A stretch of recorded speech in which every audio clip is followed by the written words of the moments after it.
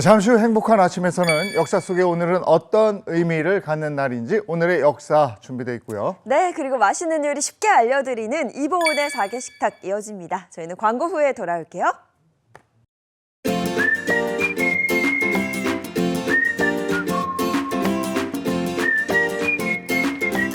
안녕하십니까. 행복한 아침 이재용입니다. 안녕하세요, 전예은입니다. 오늘은 11월 14일 수능일 아침이고요. 목요일입니다.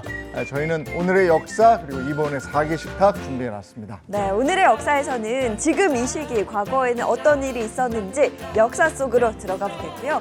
이어지는 이보은의 사계식탁에서는 요즘 무가 제철이라 굉장히 달콤하고 맛있죠. 무 한 다발로 만드는 두 가지 요리 준비했습니다. 특히 하루 만에 시원한 동치미 국물을 드실 수 있는 꿀팁도 준비했다고 하니까요. 오늘 사계식탁도 많은 기대 부탁드립니다. 자, 11월 14일입니다. 행복한 아침 시작할게요.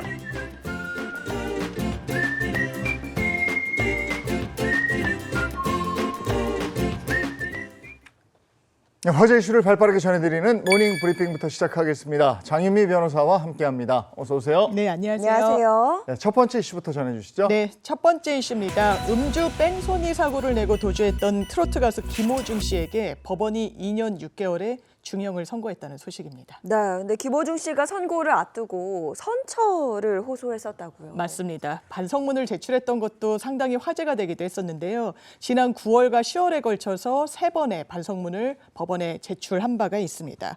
결심 공판의 최후 진술에서도 피해자에게 정말 죄송하고 반성한다. 그날의 선택을 후회하고 반성하고 있고 10번 잘하는 삶보다 같은 실수 반복하지 않는 삶을 살아가려고 노력하겠다. 정신 차리고 똑바로 살아보겠다. 이렇게 선처를 호소했습니다. 네, 선처를 호소했고 3번의 반성문을 써서 냈어요. 근데 재판부가 실형을 선고했습니다. 선고한 이유가 뭘까요? 네, 일단 음주 뺑소니 사고를 냈다는 것만으로도 비난 가능성이 매우 높은데요. 일단 법원은 검찰의 구형량 3년 6개월보다 1년 정도 낮춘 2년 6개월을 선고한 겁니다. 비교적 엄정한 처벌을 했다라고 볼 수 있는데 음주 뺑소니를 넘어서서 일단 현장을 도주한 이후에 매니저 등에게 자신을 대신해 허위로 수사기관에 자수했다는 점도 이 양형의 한 사유로 뽑았습니다. 그러면서 재판부는 초동 수사에 혼선을 초래해서 경찰 수사력이 상당히 낭비됐다는 점도 꼬집었는데요. 또 김호중 씨가 공판 과정에서 본인의 걸음걸이가 평소에도 비틀댄다 이런 주장을 펼친 바가 있었는데 재판부는 이를 겨냥한 듯 납득하기 어려운 변명으로 일관하고 있고 이런 범행 후의 정황이 불량하다고 덧붙였습니다. 네, 음주운전의 경각심을 다시 한번 생각하게 했던 큰 사건이었어요. 자, 다음 이슈 전해주시죠. 네, 두 번째 이슈입니다. 지난 7월 경기도 양주의 한 태권도장에서 5세 아동이 아동학대로 사망하는 일이 발생을 했는데요. 이 태권도 관장 같은 경우 CCTV를 분석해 본 결과 해당 아동에게 무려 140차례에 걸친 아동학대 정황이 밝혀졌다는 소식입니다. 네, 무려 140차례입니다. 아동학대를 저지른 건데요. CCTV를 통해 드러난 정황은 어땠을까요? 맞습니다. 일단 재판을 받고 있는 사건은요. 지난 7월 12일 태권도 관장 A씨가 매트리스에 아이를 이제 둘둘 만 채로 거꾸로 세워서 사망하게 했던 그런 사건입니다. 그 이후에는 CCTV를 바로 이렇게 훼손하기도 하는 그런 모습이었는데요. 일단 경찰이 CCTV를 확보해서 분석을 해봤더니 평소에도 이 관장 A씨가 비군을 상습적으로 학대하는 모습이 담겨 있었던 겁니다. 가만히 있는 비군의 머리를 세게 두드리거나요. 볼을 심하게 꼬집기도 했고요. 비군의 얼굴을 갑자기 세게 밀치는 장면도 들어가 있었습니다. 경찰은 일단 이 관장이 지난 5월부터 2달간 최소 140차례 비군을 학대한 것으로 판단을 하고 있고 추가로 드러난 혐의들에 대해서도 재판에 새로 넘긴다는 방침입니다. 이 관장은 도대체 왜 애한테 이런 짓을 했을까 참 정말 이해가 안 가는데 심지어 이 관장은 자신의 혐의를 부인했었다고요. 그렇습니다. 지금도 재판을 받고 있는데 혐의 부인하고 있습니다. 아동학대에 고의가 없었고 다만 장난으로 아동을 대한 것뿐이라고 이렇게 주장을 펼치고 있는 건데요. 나아가서 사망한 경위에 대해서도 아이가 사망한 건 그 부모가 연명 치료를 중단해서 그런 것이다. 이런 납득할 수 없는 주장을 내놓기도 했습니다. 재판부는 다음 달 19일 이 관장에 대한 변론을 끝내고요. 결심 공판을 진행한다는 예정입니다. 누가 봐도 학대인데 자신은 장난이라고 얘기를 하고 그리고 이 아이는 목숨까지 잃었습니다. 140여 차례 그런 일이 일어났다고. 네. 이 CCTV가 없었으면 이런 행위 자체가 묻힐 뻔했던 거잖아요. 이건 엄벌해야 되겠네요. 네. 다음 이슈 전해주시죠. 네, 세 번째 이슈입니다. 오늘은 2025학년도 수능일인데요. 올해 수능에는 21년 만에 재수생, 반수생 합쳐서 N수생이 제일 많이 몰린 수능으로 기록될 것 같습니다.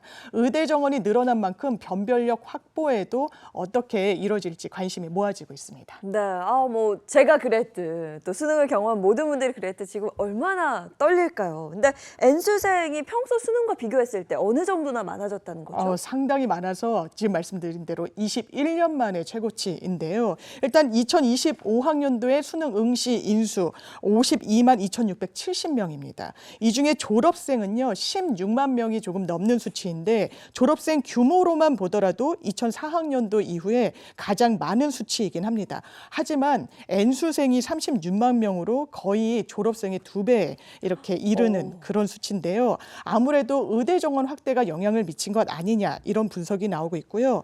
그러면서 상위권 변별력을 확보하기 위한 난이도 조절이 어떻게 이뤄질지에도 상당한 관심이 쏠리고 있습니다. 일단 킬러 문항, 초고 난이도 문항은 배제하기로 한 만큼 상대평가 영역인 국어, 수학 이런 과목에서 상위권 변별력이 어떻게 이뤄질지가 관건입니다. 수능이 어려워지면 어려워질수록 학원들은 문전성시를 이루게 되는 것이고 이게 계속 악순환이 되는 건데 변별력 얘기 나온 거 보니까 또 어려워질 것 같은데 난이도는 어땠답니까? 네, 일단 지난 모의고사의 난이도가 하나의 풍향계 역할을 하고 있는데요. 올해 6월 모의평가는 너무 어려웠다고 하고요. 9월 모의평가는 상대적으로 쉬웠기 때문에 이 중간에서 난이도가 조절되지 않을까 이게 대체적인 관측입니다. 하지만 수험생 입장에서는 6월과 9월의 모의고사 난이도 편차가 너무 컸기 때문에 헷갈린다 이런 이야기가 나오는데요. 실제로 6월 모의평가 같은 경우에는 모든 영역이 너무나 어려워서 불수능을 넘어서 수험생들 사이에선 용암 수능이다 이런 별칭까지 붙을 정도였다고 합니다. 반대로 9월 모의평가는 수능을 앞두고 직전에 치러졌는데 너무 평이하게 나와서 변별력 확보에 실패했다는 비판을 받았었는데요. 전문가들은 이 6월과 9월 사이 중간에서 난이도가 조절될 것으로 관측하고 있습니다. 오늘 수능 시험, 저 시험에 유치원생 때부터 올인하는 대한민국 학생들, 아이들 너무 불쌍합니다. 근데 그렇게 고생하셨으니까 고생한 대로 다 결과 좋게 나왔으면 좋겠습니다. 네. 자, 다음 이슈 전해주시죠. 네, 네 번째 이슈입니다.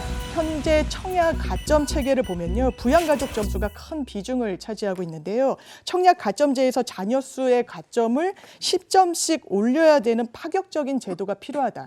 이런 제안이 나와서 눈길을 끌고 있다는 소식 가져와 봤습니다. 네, 뭐 원래 부양가족 점수를 받기 위해서 위장 전입 등 뭐 편법 행위들 종종 일어나고 있는 걸로 알고 있는데요.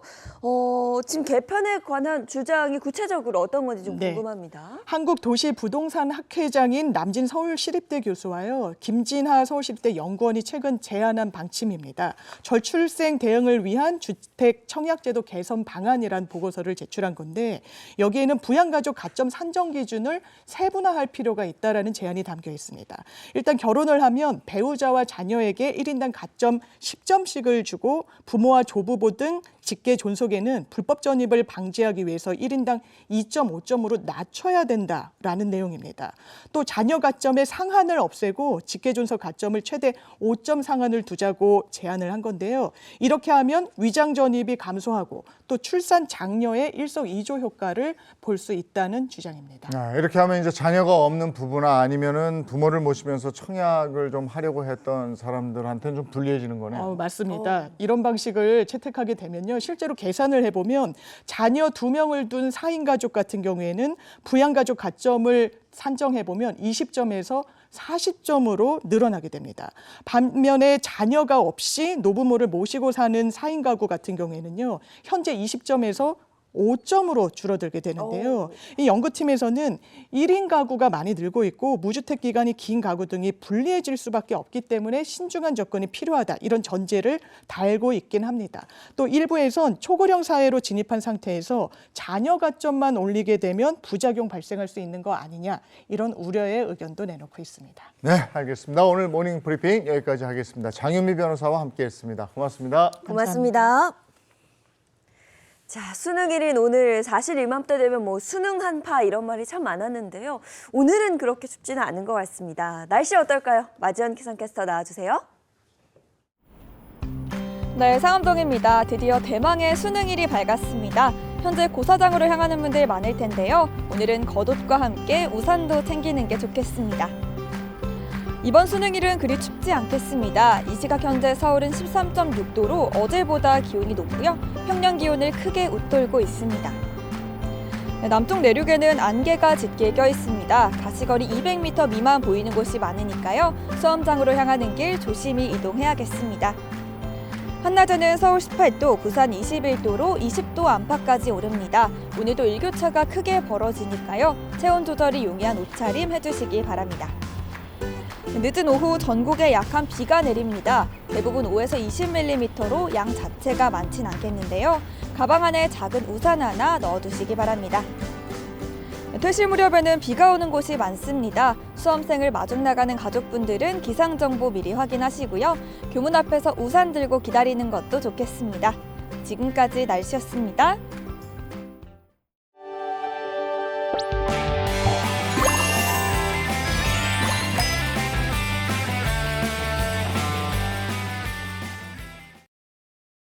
네, 행복한 아침 함께하고 계신 지금 시각이 7시 42분을 넘어섰습니다.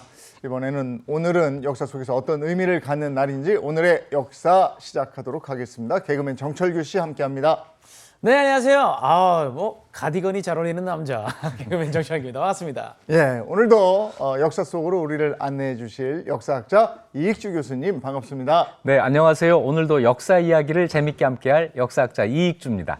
예, 오늘은 먼저 언제로 돌아갑니까? 1932년입니다. 11월 17일 어떤 얘기 해주시겠습니까? 네, 1932년 11월 17일은 한국을 대표하는 독립운동가 이회영 선생이 세상을 떠난 날입니다. 조선의 최고 명문가 집안이었던 이회영은 가진 재산과 조상 대대로 쌓은 명망으로 편안한 삶을 살 수 있었지만 일제에 의해 국권을 침탈당하자 6형제가 함께 전 재산을 몽땅 내놓고 독립운동에 뛰어들어서 평생을 독립운동을 후원하며 살다가 일본군에게 잡혀 이날 중국 류순 감옥에서 순국했습니다. 네, 이회영 선생은 정말 그 풍족했던 집안 모든 재산을 버리고 나라를 선택한 그런 가문의 분이시지요. 정말 대단한 분입니다.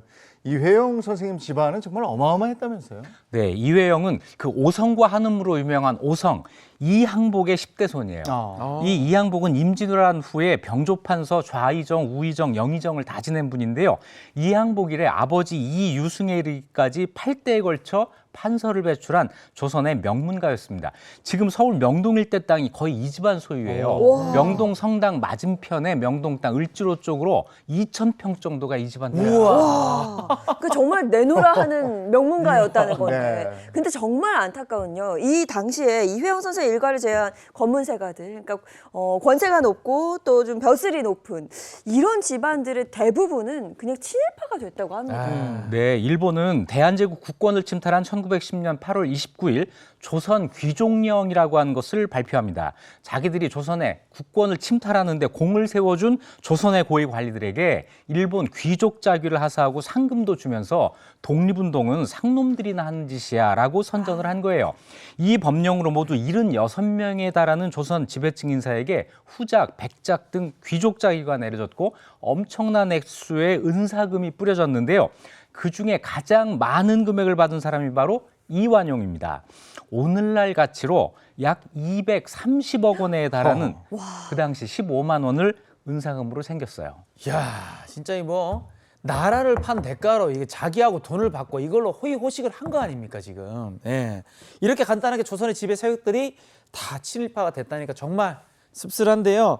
하지만 이회영 선생 일가는 좀 남달랐다면서요? 네, 이회영의 6형제는 달랐습니다. 조선왕조와 운명을 같이 해온 공신가문의 후예라고 하는 자부심이 있었고 나라의 녹을 대대로 먹으며 은혜를 입었으니 이제는 갚아야 한다라는 책임감도 강했습니다.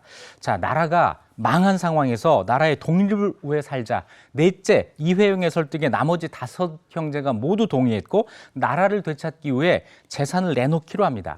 6형제는 만주에 독립군 기지를 만들기로 하고 만주로 망명을 떠났습니다. 야, 근데 6 형제의 뜻이 다 맞았다는 것도 대단해요. 한 명의 반대도 없었다는 건데. 맞아요. 네. 그런 안락한 삶을 포기하고 정말 힘들게 살면서도 우리 대한민국의 독립을 위해서 헌신하겠다. 네. 야, 대단합니다. 존경스럽습니다. 네. 네. 그런데 망명을 하면서 그 많은 재산을 처분하고 떠나는 게 쉬운 일이 아니었습니다.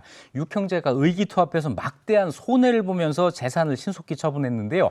이렇게 해서 마련한 돈이 당시 돈으로 40만 원, 쌀값 기준으로 현재 가치 환산하면 600억 원이 되는데 이렇게 환산하지 말고 그 땅을 팔지 않고 그대로 가지고 있었다면 얼마가 됐을까? 지금 가치로 환산하면 명동 땅 2,000평만 해도 수조 원 정도가 우와. 된다는 거예요. 이걸 전부 급히 몰래 처분을 한 겁니다. 1910년 겨울에 형제가 60명의 대가족을 모두 12대의 마차에 태우고 서울을 출발해서 신의주를 거쳐서 압록강을 건너게 됩니다. 6형제는 뱃사공에게 정말 깜짝 놀랄 만큼의 백삭을 주게 되는데요. 네. 그러면서 독립운동 기지를 세우게 되면 앞으로 많은 젊은이들이 이 배를 타게 될 텐데 그들을 무료로 태워주십시오라고 우와. 부탁을 했다고 합니다. 그러니까 정말 독립을 위해서 네. 모든 걸 내어줄 마음으로 만주를 향한 건데 만주의 정착은 잘 했나요? 굉장히 어렵게 정착을 하죠. 거기가 외국이기 때문에 네. 땅을 사기도 어렵고 거기서 살기도 어려웠을 텐데요. 하지만 만주의 독립운동 근거지를 만드는데 많은 노력을 기울입니다. 이주 동포들의 정착을 돕기 위해 최초의 한인 자치단체인 경학사라고 하는 것을 삼원포에 만들었고 또 수많은 독립군 장교를 배출한 신흥무관학교를 세우게 되는데요. 10년 동안 3,500명의 독립군 장교를 길러내면서 독립전쟁의 초석이 됩니다. 특히 신흥무관학교 졸업생들은 김좌진 장군의 청살리 전투에 직접 참여해서 많은 공을 세우고 이후 독립군 전쟁에서도 혁혁한 공을 세우는 역할을 합니다. 학교의 학비, 생활비 전부 무료였고 수많은 전투 자금도 모두 이회영 일가의 돈으로 충당을 했습니다. 네, 정말 대단한데요. 이렇게 아무리 돈이 많아도 독립운동을 계속 여기저기 지원하다 보면 사실 돈이 나중에는 없어지지 않을까요? 그렇죠. 많은 사람들이 벌지는 않고 계속 쓰기만 했고 그래서 시간이 지나가면서 전 재산이 고갈되기 시작합니다. 그래서 이회영 형제는 정말 가난 속에 살게 되는데요. 더 이상 재산이 남지 않은 1920년대, 30년대가 되면 형제들이 뿔뿔이 흩어져서 중국 이곳저곳을 다니면서 독립운동을 계속합니다. 하지만 이회영은 김규식, 신채호, 안창호 등 우리가 다 알고 있는 독립운동가들에게 숙소와 식사를 제공하는 등 끊임없이 독립운동 자금을 댔고요. 뒷날 이회영의 아들 이규창은 이런 말을 했어요. 일주일에 3끼를 먹으면 잘 먹은 정도였다. 하지만 이런 궁핍이 아버지의 독립의지를 꺾지 못했다라고 회고했습니다. 또 양반집 딸이었던 이회영의 아내 이은숙은 독립운동 자금을 마련하기 위해 임신한 몸으로 혼자 국내로 잠입을 했고 국내에서 공장에서 일하고 이 기생들의 옷을 수선해주면서 돈을 벌어 중국으로 독립자금을 냈다고 합니다. 정말 이회영 선생 형제들도 대단하지만 그 가족들의 희생 정말 대단합니다. 네. 그 본인도 양반집 딸이었는데 이 대구로 시집을 와서 그렇게 기생들 빨래하면서 독립자금을 냈던 이은숙 여사 정말 대단하고요. 이 가족 모두의 헌신이 있었습니다. 근데 이 가족들, 이 형제들 나중에 어떻게 됐습니까? 이 형제들은 정말 가슴 아픈 얘기인데요. 병사하거나 심지어 굶어 죽기까지 했습니다. 1925년에 셋째 이철영이 병으로 세상을 떠났고 첫째 이건영은 1930년에 병사했습니다. 막내 이호영과 그 일가족은 북경 근처에서 몰살당했고 가장 부자였던 이석영은 장남 규준을 잃고 1934년에 74살 나이로 굶어 죽었습니다. 상하이, 텐진 등에서 활동했던 이회영은 다시 만주로 가서 와해된 독립운동 그 조직을 일으켜 세우려고 했고 우선 일본 관동군 사령관 무토 노부요시를 처단하려고 했어요. 그런데 배를 타고 다롄으로 향하다가 일본 경찰에게 체포되고 맙니다. 값싼 4등 선실에서 중국인들과 섞여 있었는데 일본 경찰이 수많은 중국인들 사이에서 정확하게 이회영을 지목하고 체포한 거예요. 이거는 누군가의 밀고 없이는 불가능한 일이었죠. 이회영 선생은 일본 경찰에 고문을 받다가 리순 감옥에서 1932년 11월 17일에 사망하고 맙니다. 근데 밀고만 없었다면 잡히지 않았을 텐데 대체 누가 밀고 한 거죠? 네, 정말 충격적인 사실인데요. 이회영 선생을 밀고 한 사람은 바로 육형제 중 둘째 이석영의 둘째 아들 이규서라는 사람이었습니다. 조카가 밀고 한 거죠. 이규서는 모든 게 너무 힘들어서 그랬다고, 그래서 남은 형제들이 서울로 돌아가서 살게 해주겠다는 일제 말에 넘어간 게 잘못이라고 선처를 애걸했지만 도저히 용서할 수 없었던 이회영의 아들 이유창은 그를 처단했습니다. 형제 중에 유일하게 생존해서 해방을 맞은 사람은 다섯째 이시영이었습니다. 이시영은 해방 후 고국에 돌아와서 대한민국 초대 부통령을 지냈습니다. 예. 이회영 일가는 그야말로 온 일가가 일제에 맞서 싸웠다고 해도 과언이 아닐 정도였는데요. 편안하게 살 수 있었음에도 불구하고 그 기득권을 버리고 전 재산을 바치면서 치열하게 독립투쟁을 벌인 이회영과 그 형제들의 전무후무한 희생을 절대 잊어서는 안 되겠습니다. 이회영 선생 얘기를 듣다 보니까 비트코인을 사야 되나 말아야 되나 고민했던 제가 부끄럽습니다. 네, 다음 역사로 가보겠습니다. 1942년 11월 13일로 갑니다. 어떤 얘기 해주시겠습니까? 이회영 6형제 얘기여서 이번엔 미국의 썰리번 5형제 이야기. 형제 이야기네요. 네, 1942년 11월 13일은 미국에서 썰리번 5형제의 비극이 있던 날입니다. 썰리번 5형제에게 비극이라는 단어가 붙는 이유는 세계 2차 대전 당시 함께 입대해서 같은 부대에 배치받았다가 5형제에게 벌어진 사건 때문이었는데요. 이 실화는 영화 라이언 일병 구하기의 모티브가 되기도 했습니다. 야. 네, 무슨 일이 있었던 건지 궁금해지는데 일단 5형제가 전부 동반 입대를 한다.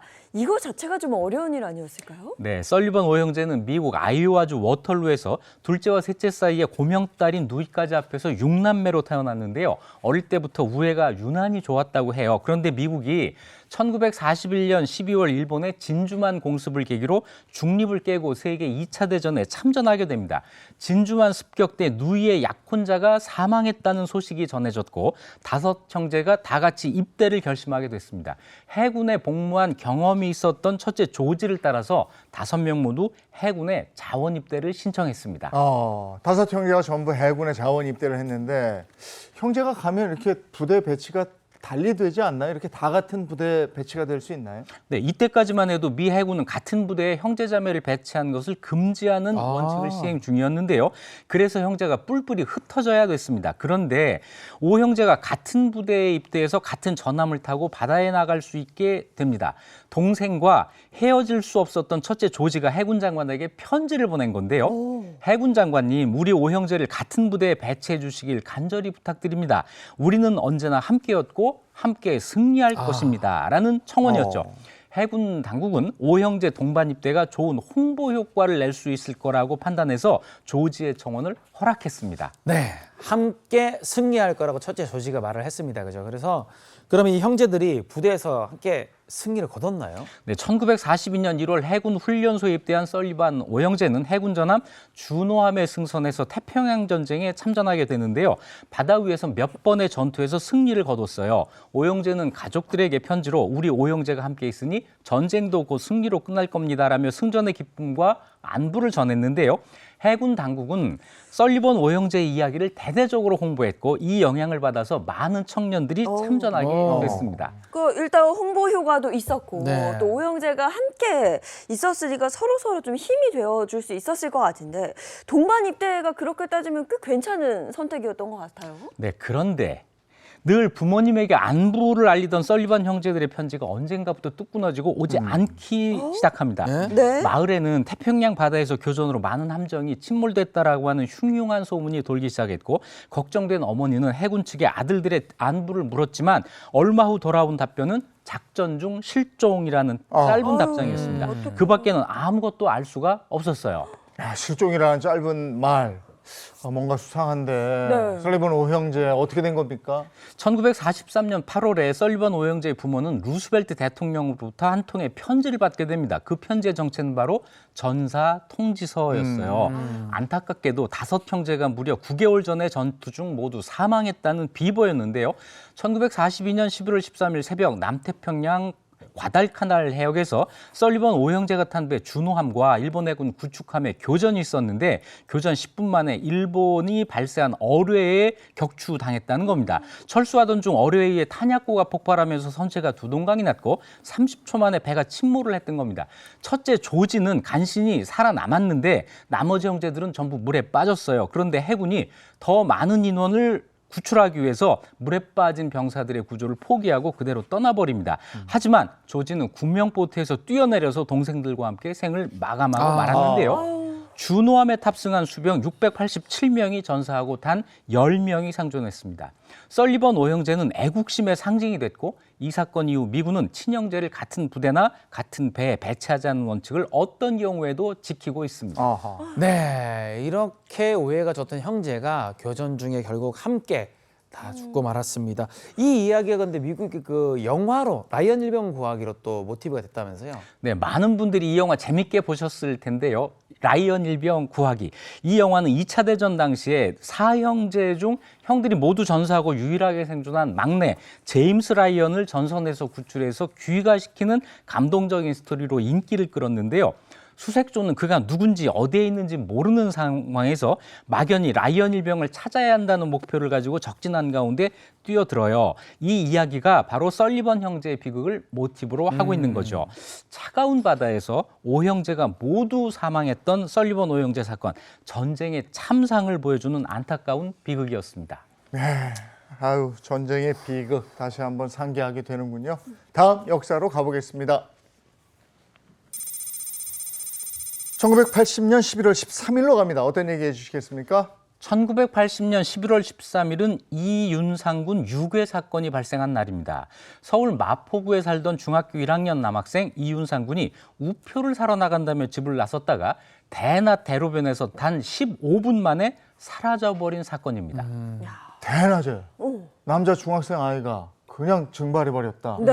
아무도 목격자도 없고. 이거 정말 귀신이 고칼로도 아닙니까? 네, 근데 아이가 우표를 산다고 집을 나갔잖아요. 그 시점부터 좀 찬찬히 짚어봐야 될 것 같아요. 네, 1980년 11월 13일 오후 4시경 이윤상 군은 학교가 끝난 후 집에서 500m 떨어진 서점에 누나의 참고서를 사러 집을 나섰습니다.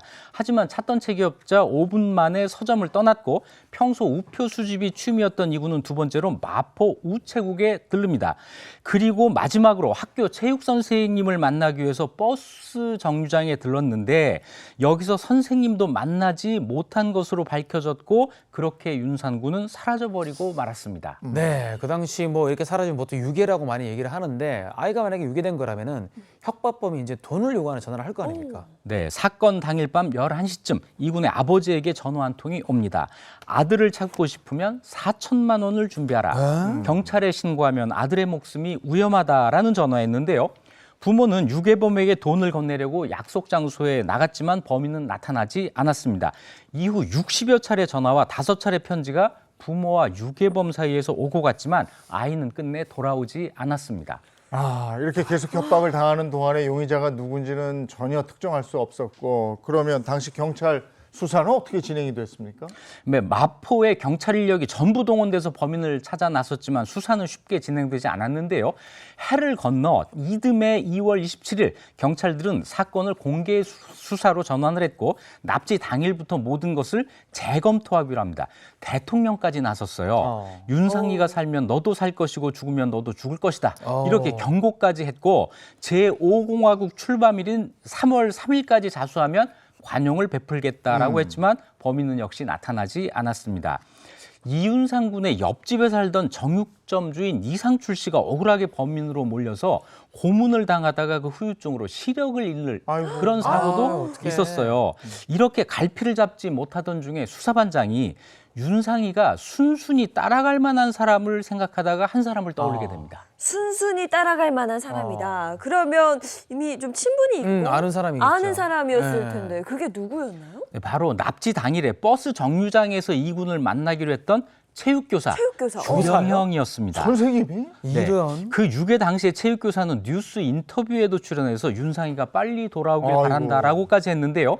서울대 출신에 대학원까지 다녔고 호감형 외모를 가진 겉모습 엘리트였습니다. 어허. 하지만 주영영은 알리바이가 있었는데요.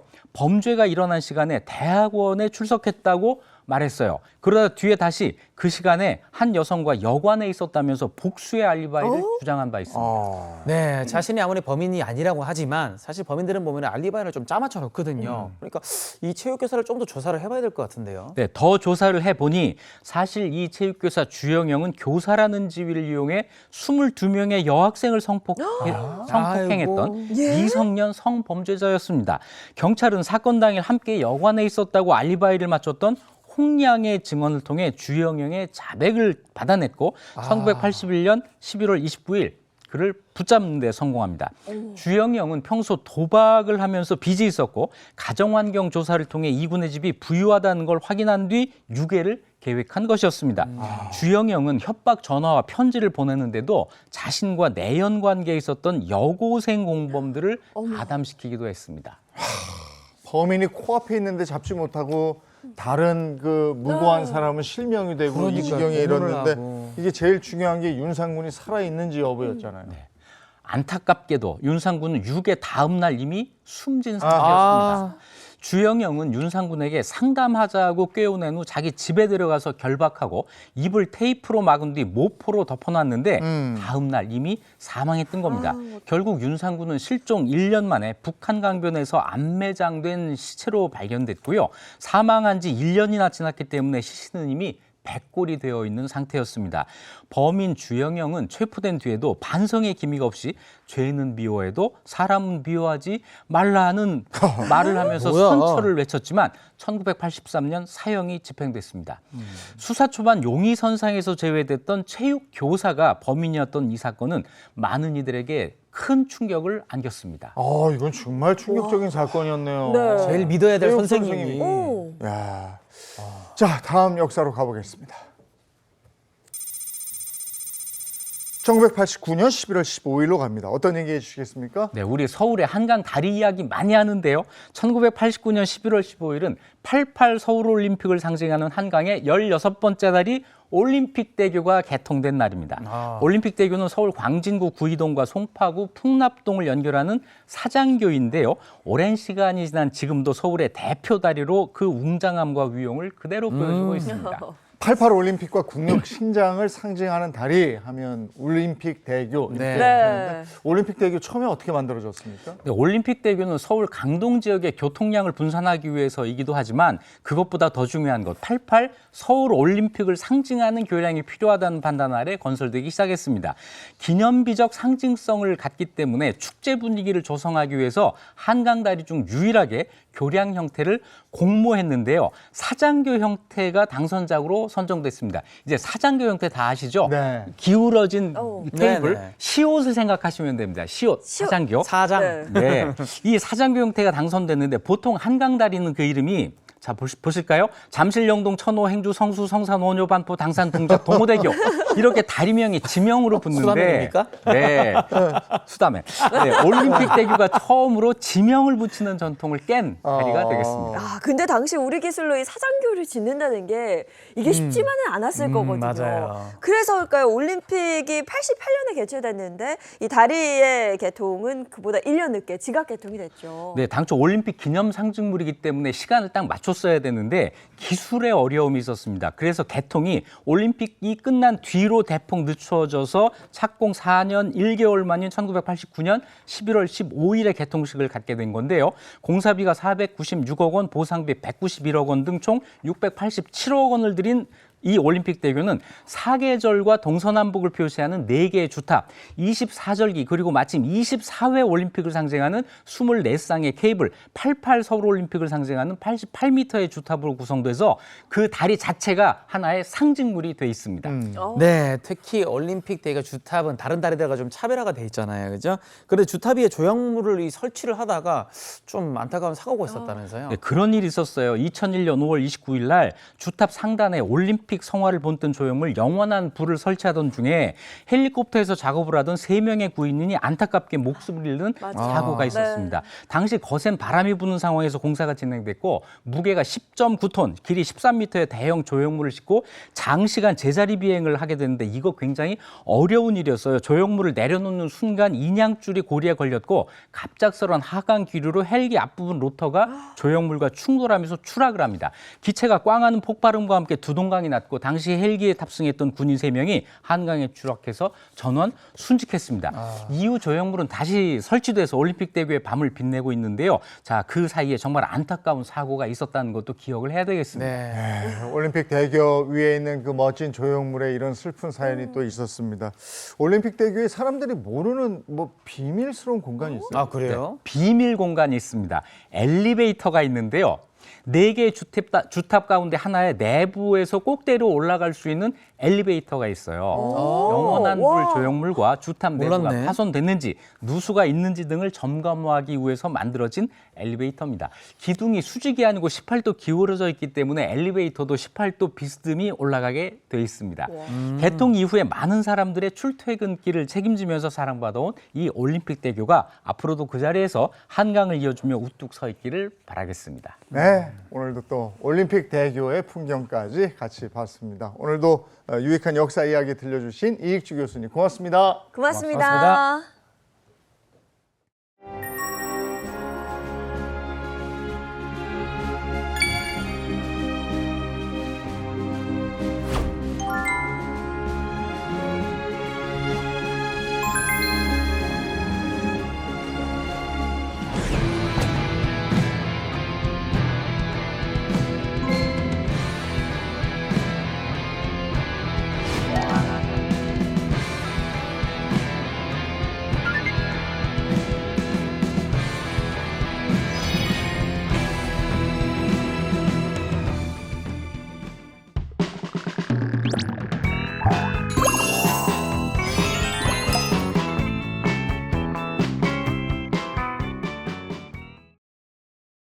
네, 이번의 사계식탁 시간입니다. 이번 선생님 어서 오세요.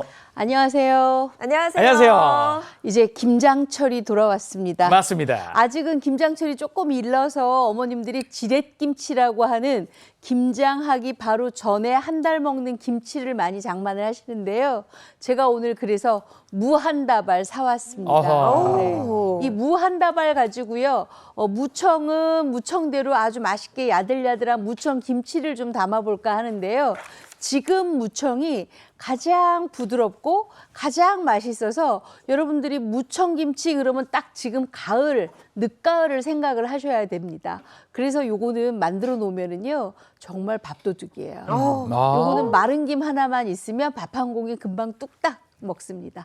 또 하나는 이제 무청김치 담았으니까는 무가 있겠지요. 이 무를 하루 만에 만들어서 먹는 맛있는 무 동치미를 만들 겁니다. 우리가 보통 무 동치미 그러면 한 20일 있다 먹어야 돼, 한 열흘 있다 먹어야 돼, 좀 기다려야 되잖아요. 군고구마 먹을 때. 아, 떡 좋다. 아, 너무 좋지. 그다음에 가래떡 먹을 때, 아. 입맛 없어요. 그냥 동치미 국물에 밥만 말아 먹었으면 좋겠어요. 할 때 딱 하루 만에 만드는 동치미 정말 땡기시죠? 네. 제가 오늘 정말 맛있는 하루 만에 만드는 동치미와 무청 김치 레시피를 정말 제가 여러분 야, 제가 만들어 왔습니다. 손을 쫙 펼치시네요, 이거. 아니, 제가 근데 이거 만드느라고 좀 고생했습니다. 아유, 너무 감사합니다. 이 무청김치하고 이 무 뭐죠? 동치미는 네. 밥에도 그렇고 라면에도 그렇고 소면에도 먹어도 너무 맛있을 것 같은데 사실 동치미 국물이 이게 또 잘 안 익으면 맛이 없잖아요. 근데 하루 만에 맛있게 먹을 수 있다니까 네. 야, 오늘 한번 잘 한번 해보고 싶은데요. 네. 일단 동치미는요. 이렇게 무 한 다발을 사면은 보통 이제 무 한 다발이 몇 킬로 정도 되냐면 한 4킬로 정도 됩니다. 지금 무가. 그러면 무는 몇 개 들었느냐? 8개에서 9개 정도 들었고요. 그래서 2.5킬로 정도가 나오고요. 이 무청은 1.5킬로 정도가 나옵니다. 이렇게 딱 무게를 여러분들이 알고 계셔야 정확한 레시피로 만들 수가 있거든요. 자, 그랬으면 이 무를 깨끗하게 씻어주세요. 우리가 보통 지금쯤 나오는 늦가을의 무는요, 껍질까지 굉장히 맛있기 때문에 껍질을 벗기지 않습니다. 솔로 굉장히 잘 닦아주시고요. 그다음에 무청을 이렇게 좀 잘라주세요. 무만 이렇게 무만. 놔주세요. 네. 그래서 이 무청은 그대로 이렇게 놓으시면 돼요.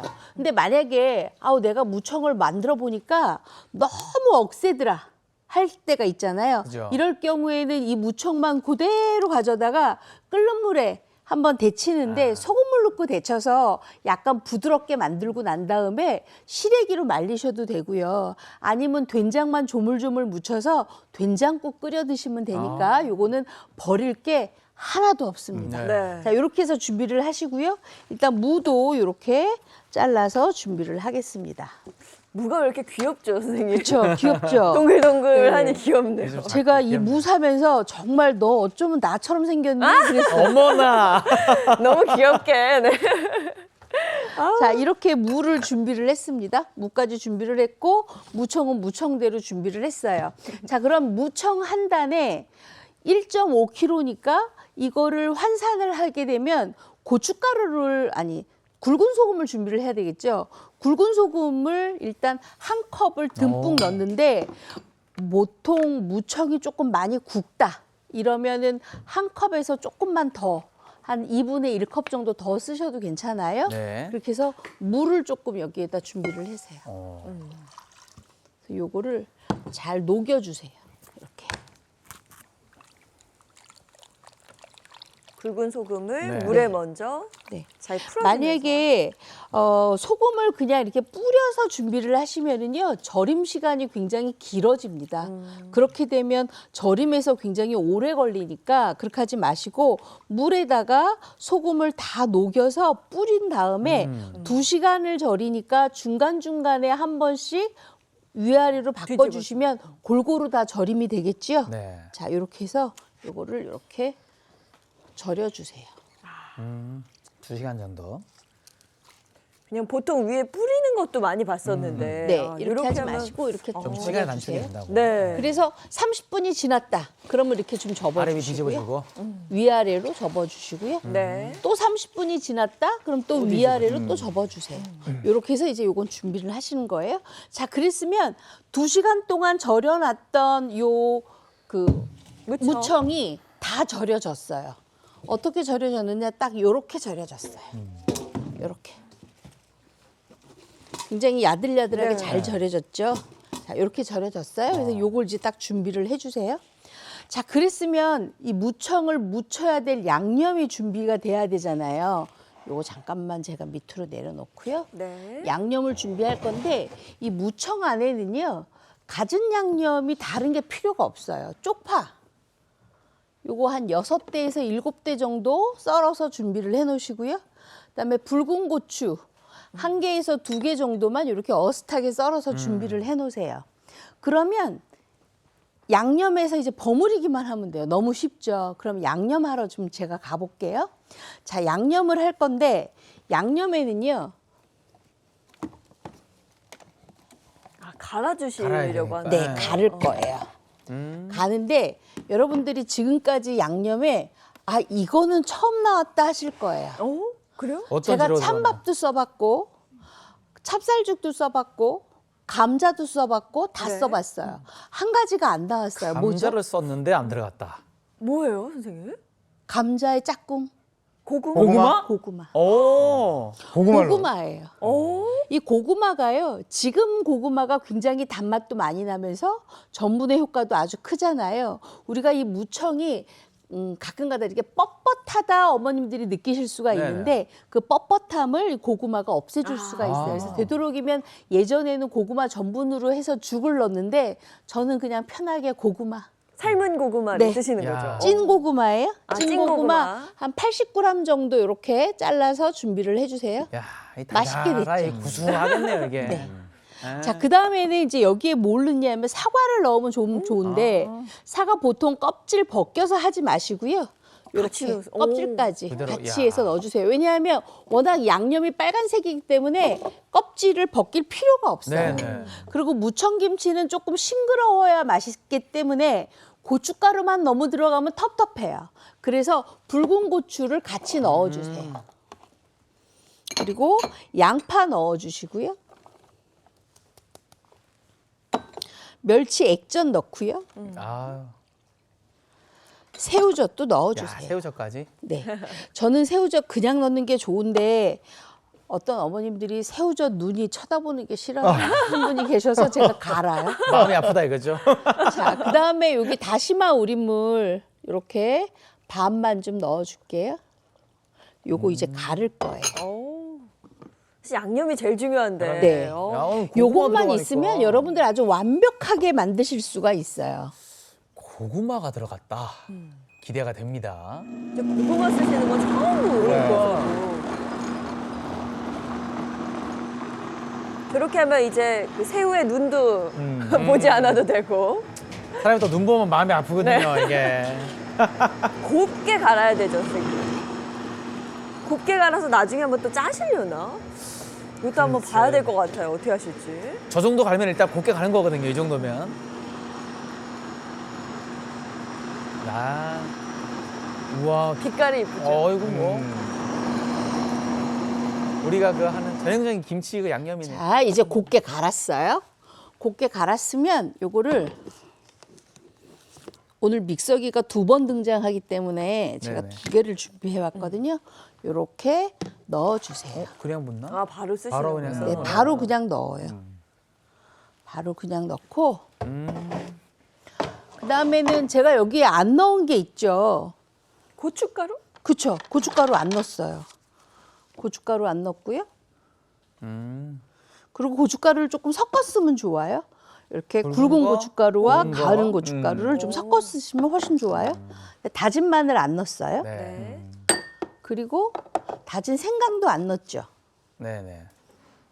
자, 그랬으면 양념을 해야 되잖아요. 네네. 네. 양념을 지금 하고 있는데 소금 양념을 해야 되잖아요. 네. 제가 요 무청김치를 4번을 담아 볶고 왔거든요. 네. 제가 오늘 여러분들한테 드린 무청김치는 나흘 전에 담은 무청김치예요. 맛있겠다. 아주 맛있어요. 네. 그리고 여기에다가 소금을 넣는데 소금은 볶음 소금 한 큰술만 넣으면 양념장이 맞아요? 정말 기가 막힙니다. 4번을 해보셨기 와, 때문에. 오늘 선생님 표현이 너무 구수합니다. 자, 요걸 이렇게 섞으세요. 그래서 고춧가루를 이렇게 다 불려요. 그래야 맛있잖아요. 네. 아, 빛깔 봐야죠, 화면에. 아, 너무 좋다. 야, 아, 양념을 보고 이렇게 배가 고프긴 쉽지 않은데 그러니까요. 양념만 보고도 배가 고프네요. 자, 그랬으면 어머님들이 아마 그러실 거예요.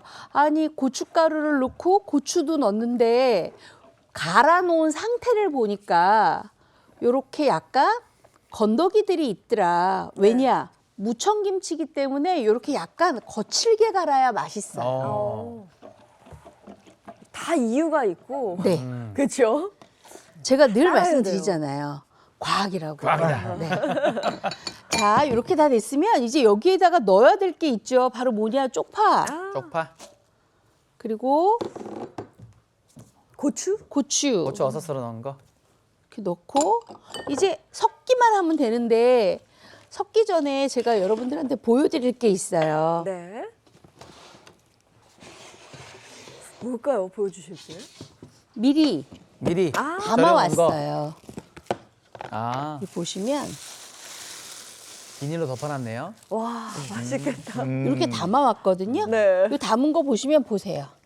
이렇게 아, 너무 맛있게. 네. 이렇게 담아야 돼요. 야. 요거 가지고 제가 여러분들한테 지금 드린 거예요. 네네. 네. 자, 그래서 요거는 제가 이렇게 해서 하나하나씩 버무려 볼게요. 그게 한 2시간에서 2시간 반 정도 소금물에 딱 절여둔 2시간 절였어요. 2시간. 네. 30분마다 아래 위에 이렇게 뒤집어주고. 네. 30분마다 뒤집었고요. 그다음에 요거를 이렇게 준비가 됐으면 저는 요 한 켠에서 요거에다 또 담아야 되겠죠. 아, 저거 해두시면 얼마나 든든할까요? 와, 정말 다 잘 어울리니까 사실. 그쵸. 밥 비벼 먹어도 되고 뭐 소면에 넣어 먹어도 되고. 서면 좋다. 이렇게 해서 이렇게 그냥 쑥쑥 버무리세요. 버무리는 거 너무 쉽잖아요. 네. 양념에 치대는 게 아니에요. 그냥 버무리셔야 돼요. 네. 그래야 훨씬 더 이게 풋내가 나지 않고 맛있어요. 그쵸. 손이 너무 많이 닿으면. 네, 맞아요. 풋내 네, 나잖아요. 풋내 나고. 그리고 어머님들이 아마 지금쯤이면 아실 거예요. 아유, 저거 내가 안 봐도 맛있겠다 하실 거예요. 왜냐하면 이게 양념의 품새가 담아놓는 게 좀 다르거든요. 이렇게. 맛이 너무 궁금합니다. 자, 이렇게 해서 비벼요.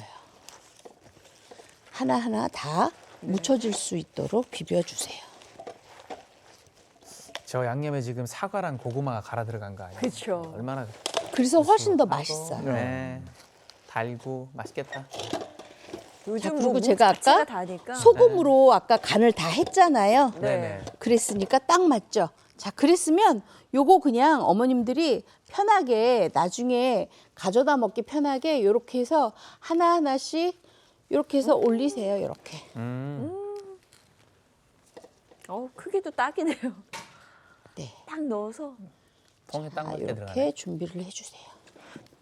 이렇게 해서 어느 정도 익혀 먹느냐. 지금과 같은 날씨면은요, 하루 정도 실온에 두었다가 네. 냉장고 안에서 이틀 있다가 잡수시면 딱 맞아요? 지금 제가 여러분들한테 드렸던 거 딱 기가 막히게 그 맛이 날 거예요.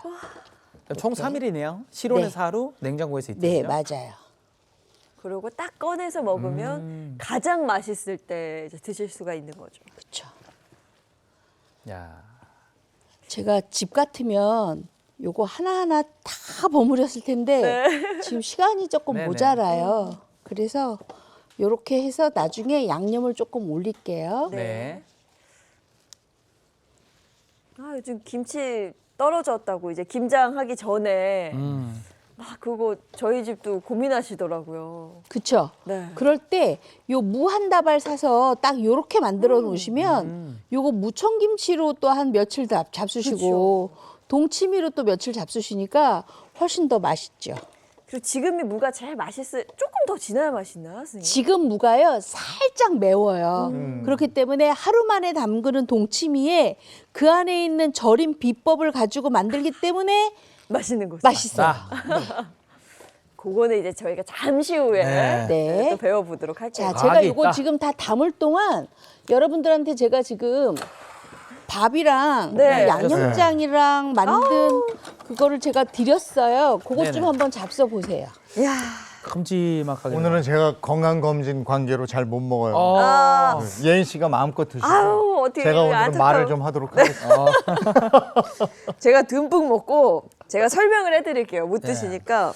근데 무청 줄기 가지고 요런 김치를 담그는 건 많이 못 봤어요. 아, 그래요? 예. 보통 이제 무청 줄기는 무에다가 같이 해서 그냥 버무리기만 하는데요.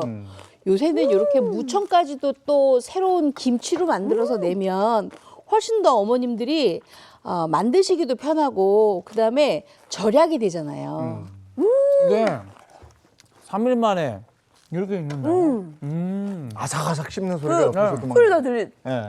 아작해요. 아삭아삭인데 근데 보통 많이 다 아작아작하면 좀 질기다고 맞아, 맞아. 생각을 하실 것 같은데 전혀 질기지가 않아요. 제가 끊지 못할까 봐 한 입에 먹었는데도 그냥 부드러워요. 이건 연해요. 안 데쳤잖아요, 그죠? 데치지 않은 건데도 이 정도 부드러우면. 근데 그 맛있는 김치 냄새가 있는데 그 양념하고 그 향이 나요. 지금.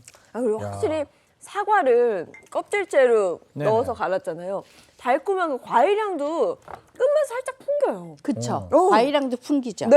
그래서 맛있어요. 고구마 들어간 게 궁금해. 고구마가 들어가서 어떤 맛을 내는지. 그래서 좀 더 부드럽고 고소해, 예. 고소해. 막 고구마의 향이 그대로 느껴지지는 않지만 어우러짐이 너무 좋은 것 같아요. 와, 이거 맛있는데요? 아니, 맛있네요. 김치 그냥 바로 라면 끓여서 짜장라면 같은 거 위에다 올려 먹어도 너무 맛있을 것 같고 사실은 다른 반찬 필요 없이 그냥 갓한 밥이지. 갓한 막 김 모락모락 따끈한 나는 밥, 따끈한 갓한 밥에 드셔도 좋을 것 같아요. 자, 이제 그렇게 잡수셨으니까 어때요? 무청김치 너무 맛있죠? 네네네. 부장 너무 먹고 싶죠? 아이 죽겠습니다. 참으세요. 이거 죽겠다는 표현 오랜만에 듣는데. 자, 그랬으면 그 다음에 이제 동치미를 담아야 되는데 아까 제가 동치미 이렇게 무를 준비를 해왔잖아요. 그랬으면 동치미 무를 썰을 때 보통 어머님들이 납작납작하게 썬다고 이렇게 썰잖아요. 근데 저는 그냥 이렇게 썰어요. 이렇게.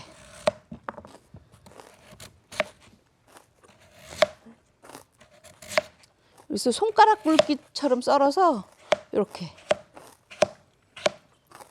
이러면 훨씬 더 먹기도 좋고요. 익기도 잘 익고요.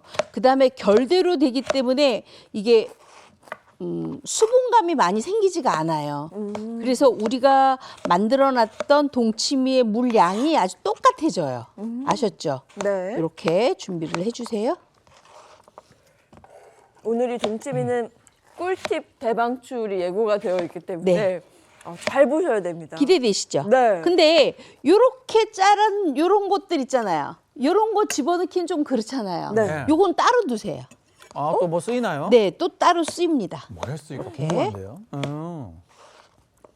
요거 지금 제가 무 2.5kg 정도 할 거예요. 네. 무 2.5kg에 동치미 물은 많이 나는 동치미 물을 많이 먹겠다 하시는 분들은 4리터. 나는 그냥 적당하게 먹었으면 좋겠어요. 그러면 3리터 정도 쓰시면 됩니다. 자, 이렇게 다 준비를 됐어요. 그래서 제가 미리 이렇게 썰어놨어요. 동치미물은 많은 게 난 좋은 것 같아요. 맞아요. 심심할 때 다 마시고. 자, 이렇게 다 썰었어요. 자, 그랬으면 제가 아까 뭐라 그랬어요? 요런 거 그냥 놔뒀다 그랬잖아요. 네네. 요런 물을 놔뒀으면 어디 있을까? 요것만 오로로 요다가 믹서에다 갈아요. 오. 양념에 쓰나요 혹시? 네. 절임에 쓸 거예요. 이게 또 갈아가지고 쓰는구나. 자, 근데 요 무 넣고요. 무. 중간중간에 우리 무 남잖아요. 네. 네네. 그거 다 쓰시는 손가락으로 안 되는 거 있잖아요. 네네. 그런 거 다 넣고요. 들어갔구나. 여기에다가 양파도 반 개 정도 넣고요. 네. 그다음에 소금을 반 컵을 넣어주세요. 반 네. 컵. 만약에 우리 집 무가 조금 커요 하시는 분은 4분의 3컵 넣으셔도 돼요. 요건 절임물이니까. 네. 그리고 뭘 넣느냐? 요거 탄산수거든요. 네. 탄산수를 넣어주세요. 그 사이다 넣어도 되나요? 사이다 안 돼요. 탄산수예요. 무가당 탄산수여야 돼요. 달지 않은 무가당 탄산수. 네. 요거를요 곱게 갈아요. 아주 곱게 갈아요. 제가 다 갈고 나면 이렇게 탄산이 쫙 올라가겠네. 물을 저렇게 따로 빼서 탄산수랑 또 같이 그러니까. 가는 방법이 있는 줄 또 몰랐어요. 진짜 곱게. 아주 곱게 가르셔요. 아주 곱게. 왜냐하면 요게 입자가 조금 있거나 이러면 국물에 둥둥둥 떠요. 아주 고와야 돼요. 아주 곱게 지금 갈았어요. 네. 자, 아주 곱게 갈았어요. 아주 곱게 간 것을 우리가 처음부터 담을 김치통에다가 부어요. 지금 제가 너무 간단하게 가르쳐 드리는 거예요. 네. 부어요. 다 부으세요. 그리고 난 다음에는 아까 우리 무 어떻게 써요? 이렇게 썰어놨잖아요. 네. 이 무를 넣으세요. 이렇게. 거기다 바로 네, 그냥 넣어요? 오. 바로 넣어요. 무 반대다 지금 무를 넣는 거 아니에요? 그러니까. 무와 무의 조합이에요. 하나는 이거 모양이 있는 거, 하나는 없는 거. 네. 살아있다고 하시려고요. 나도 모르게 아까 새우 눈 생각하면서. 이렇게 넣고 버무려요. 이렇게. 버무려요. 쓱쓱 그냥, 네. 저기 양념. 우리가 여기 소금이 있었으니까 충분히 버무려지겠죠. 네. 이렇게 버무려서 어떻게 넣느냐? 이렇게 뚜껑을 덮어서 딱 2시간을 실온에다 두세요. 네네. 오. 자, 2시간을 실온에다 둔 다음에 우리는 뭘 하느냐? 요거 하면 돼요. 배를요, 좀 깎아서 배. 요렇게 씨방까지 없애서 이렇게 네. 준비를 해주세요. 요거 지금 설탕물이에요. 왜냐하면 아, 갈비. 우리가 지금 갈변 때문에? 갈변 때문에 미리 설탕물에 좀 재워놨어요. 네. 그리고 요거 우리 동치미에 생강 생강. 씹히면 기분 나쁘잖아요. 네. 그러니까 크게 이렇게 썰어주세요. 아, 저거는 그러면 보이니까 나중에 빼도 되나요? 그럼요, 빼주셔도 돼요. 그다음에 마늘은 이렇게 얇게 슬라이스 해주세요. 그다음에 요거는 청양고추인데 아유 우리 집은 아이들이 청양고추 안 돼요 하시는 경우에는 그냥 고추 하셔도 되고요. 아니면 피망 하셔도 돼요. 요거 붉은 고추예요. 그다음에 요거 쪽파. 네. 아, 그다음에 요거 매실청이에요. 매실청 들어가요. 매실청 반 컵 정도만 넣어주시면 돼요. 그다음에 요거 소금 한 큰술이에요. 자, 이랬으면 오늘 동치미는 끝났어요.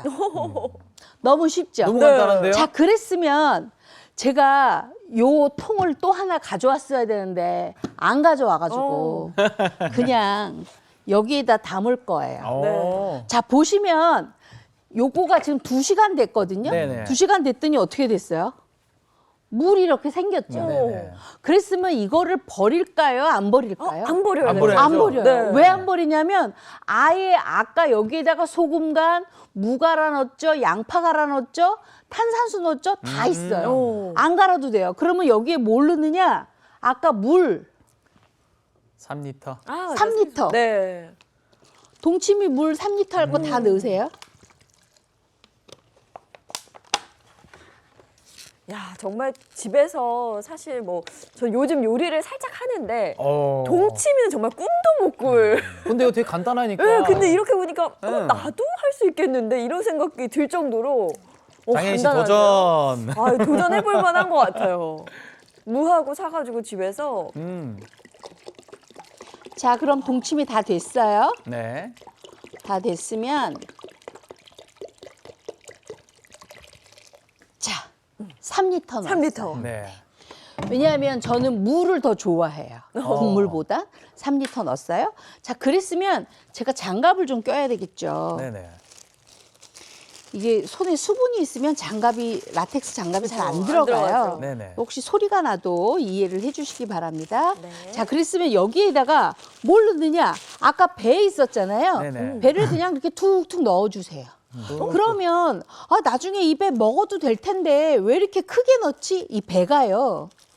달잖아요. 네. 당 성분은 밑으로 빠지고 여기 무에 있는 짠 성분은 얘가 먹어요. 신기하다. 그래요. 과학. 드셔도 되지만 안 드셔도 괜찮아요. 오. 그래서 배 단맛이 그렇게 필요를 하니까 이렇게 넣어주세요. 야, 이거 신기하다. 와. 그리고 그렇죠. 생강. 생강 넣고 마늘 마늘. 넣고 이번에 생각이 큼지막하게 들어갔어요. 네, 뺄 수 있게. 그다음에 쪽파 넣고 아니 요거는 고추네요. 고추. 넣고 그다음에 쪽파. 쪽파 넣고 그다음에 붉은 고추. 붉은 고추 넣었어요. 자, 그리고 제가 아까 매실청을 매실청. 넣을 거예요. 근데 아, 우리 집은 조금 달게 먹어야 하시는 분들은 매실청 조금 달게 더 드셔도 돼요. 네. 그리고 요거 소금? 소금 네. 한 큰술만 한 넣으면 큰술. 정확합니다. 자, 다 됐어요. 와. 오, 총한단. 자, 하루 만에 먹는 동치미 끝인데 요거 어디다 놓느냐? 싱크대 바로 옆에 그래도 우리 집에서 가장 온도가 그래도 높아요. 한 24도, 25도는 돼요 하는 데다가 딱 놓고 다음 날 아침에 뚜껑 딱 열잖아요. 네. 그러면 보글보글 하면서 이 김치 익는 냄새가 나요. 김치 익는 냄새가 나면 와. 조금 더 두세요. 그래서 어제 담았으면 오늘 5시에 그럼 딱 하루예요. 5시에 이거를 냉장고에 넣으세요. 시원하게. 네. 그랬으면 여기 지금 그거거든요. 이렇게 만들어졌어요. 지금 향 느껴지시죠? 와. 이 안에 있는 거. 네. 배 센스 한번, 느껴지시죠? 네. 이 배 약간 먹잖아요. 살짝 달면서 짠맛이 있어요. 반짠이네 그럼. 네. 자, 그랬으면 이렇게 하루 만에 먹는 동치미 가지고 군고구마 드실 때, 시루떡 드실 때, 밥맛 없을 때 밥에 말아 먹고 말아서. 저는 소면 말아 먹어도 아주 좋은데 네. 지금 제가 여러분들한테 네네. 동치미를 내놨어요. 네. 동치미 한번 잡숴 야, 보세요. 동치미는 국물 먹을 수 있겠네. 이게 아니 이거 하루 만에. 그럼 좀 더 익히고 싶으면 좀 더 놔둬도 되긴 되나요? 네네네. 근데 어차피 잡수실 때는 하루 만에 잡수셔야 되잖아요. 이게 제대로 익은 거야. 다 익었는데? 하루 만에 제대로 익었는데. 다 익었는데? 와 하루 만에 이게 돼요 선생님? 동치미가? 됩니다. 와, 완전 됩니다. 그 쪽파 한번 싹 같이 국물하고 마시면서 씹어봐요. 쪽파랑 무랑 이렇게 같이 먹어야 될 것 같아요. 와 맛있죠? 이 맛이 하루 만에 난다는 게 이거는 바로 소면이다. 이건 바로 소면이야, 소면. 소면하고 딱 먹으면 와, 이 안에 무도 맛있고 간도 선생님 딱 적당해요. 하루 만에 그렇죠. 이렇게 되는 거야. 간도 딱 적당하죠. 그 안에 있는 무도 간 굉장히 적당한데 제가 여러분들한테 하나 말씀드릴 거는 요새 무가요. 어떤 거는 굉장히 쓴맛이 많이 나고 아린 맛도 많이 나거든요. 제가 하루 만에 담았는데 무가 약간 맵다 그러면 조금만 더 익히세요. 아셨죠? 무 안 그러시면 매운데요? 훨씬 더 맛있게 드실 수가 있어요. 와, 원래 동치미 담가 먹으려면 얼마나 익혀야 돼요? 보통 동치미 이렇게 통째로 담아서 이렇게 어머님처럼 하신다 그러면 보통 15일에서 20일 정도는 동치미를 삭혀야 아주 맛있는 동치미 쨍하게 드실 수가 이거 있어요. 어떻게 하루 만에 이렇게 익어? 근데 요새 다들 바삐 사시니까 이렇게 하루 만에 담는 동치미 담아 놓으시면 아주 갖가지 이용하는데 아주 좋고요. 저 같은 경우에는 요거 일주일밖에 안 가요. 바로바로 담아요. 근데 이게 가능한 이유가 탄산수랑 무 갈아서 네. 양파랑 가서 넣었기 때문에 가능한. 그리고 소금하고 그래서 절임이 됐기 때문에 그 안에서 무즙이 많이 나오고 그 다음에 배 넣고 양념 넣어서 요거 하루 만에 익히면 이렇게 발효가 빨리 되는 거예요. 이게 하루만이라고 하니까 약간 좀 따로 논다거나 네. 깊이가 없을 거라고도 의심을 하실 것 같은데 네. 전혀 그렇지가 않아요. 그렇지 않죠. 한 20일 익힌 것 네. 같은 맛이 나요. 오. 신기하다. 원래 그렇게 오래 익히는 거는 통으로 들어가잖아. 그렇죠. 맞아, 그래서 이제 무가. 먹을 때 썰어서 먹잖아. 오늘 제가 안타까운 건 이 국장님이 이렇게 원샷을 해야 되는데 그걸 못해서 그러게 말입니다. 안타깝습니다. 아, 그죠. 아우 진짜 맛있는데요? 너무 맛있어 보이는데. 다음 주에는 뭐야? 다음 주에는요. 전복 갖고 옵니다. 아, 전복 가지고 자숙 전복인데요. 요거 가지고 금방 죽도 끓이고 네. 금방 반찬도 만들고 그다음에 여러분들 아주 맛있는 청경채 무침까지 그 안 셰프님이 정말 표현을 익힘 많이 정도가, 했던 네. 그것까지 제가 알려드리도록 하겠습니다. 아이고 다음 주도 또 기대가 됩니다. 오늘 무청김치하고 무동치미 맛있게 완성을 했습니다. 네, 선생님 고맙습니다. 고맙습니다. 아 정말 든든하게 맛있게 오, 먹었습니다. 좋아요. 네, 오늘 날씨 궁금한데요. 마지연 기상캐스터 나와주세요. 네, 상암동입니다. 이제 수험생분들은 입시를 완료했을 시간입니다. 잠시 후면 1교시 국어 시험이 시작되는데요. 마지막까지 시험 무탈이 끝나도록 응원하겠습니다. 올해 다행히 입시 한파는 없었습니다. 입실 시간에도 서울이 14도에 육박했는데요. 평년 기온을 크게 웃돌 기온을 보였습니다. 네, 오전까지는 남쪽에 안개가 끼겠습니다. 가시거리 200m 아래로 떨어져 있으니까요. 차간거리 두고 안전운전 하셔야겠습니다. 낮 기온은 대부분 20도 안팎까지 오릅니다. 서울은 한낮에 18도, 부산은 21도가 예상되는데요. 일교차가 커서 입고 벗기 쉬운 겉옷을 챙겨야겠습니다. 네, 오후 늦게 전국에 약한 비가 내립니다. 양은 5에서 20mm로 많지는 않겠는데요. 작은 우산 하나 챙기시면 되는 정도입니다. 네, 퇴실 무렵에는 비가 오는 곳이 많겠습니다. 미처 우산을 챙겨나가지 못한 수험생도 있을 텐데요. 마중 나가는 가족분들은 우산 들고 기다려도 좋겠습니다. 날씨였습니다. 수능일에는 뭐 수험생들 긴장이야 오죽하겠습니까? 네. 근데 그 가족들 다 그렇죠. 네. 그럼요. 특히 부모님들 지금 정말 맘 졸이고 계실 텐데 걱정 마세요. 네, 잘하고 올 겁니다. 오늘 좋은 하루 보내시고요. 저희는 내일 아침 7시 30분에 돌아올게요. 행복한 아침, 행복한 하루 되십시오. 고맙습니다. 고맙습니다. 즐겨봐 너의 세상 플레이 더 넥스트 채널 A